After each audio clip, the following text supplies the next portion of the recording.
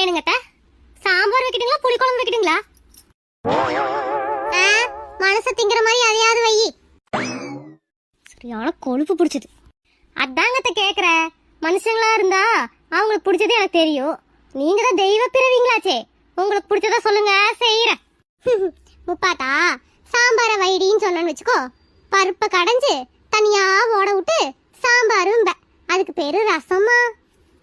சரி, புளிக்குழம்பு வையின்னு சொன்னோம்னா புளி தண்ணிய வச்சுட்டு புளிக்குழம்புன்னு சொல்லுவேன். ரசத்தை வைக்க சொன்னோம்னா பச்சை தண்ணிய புடிச்சு வைப்பேன். உன்னை பத்தி எனக்கு தெரியாதா? என்னடி நீ வாடி போயிட்டே இருக்க?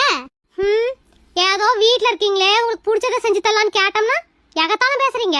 பச்சை தண்ணி புடிச்சே வைக்கிற, அதையே குடிச்சிட்டு பாடுங்க. நல்ல கலைச்சு விட்டுட்டோம். என்ன சாப்பாடு செய்யறதுன்னு கேட்டோம்னா சாப்பாடு செய்யற எண்ணமே இல்லாம பண்ணி விட்டுருச்சுங்க.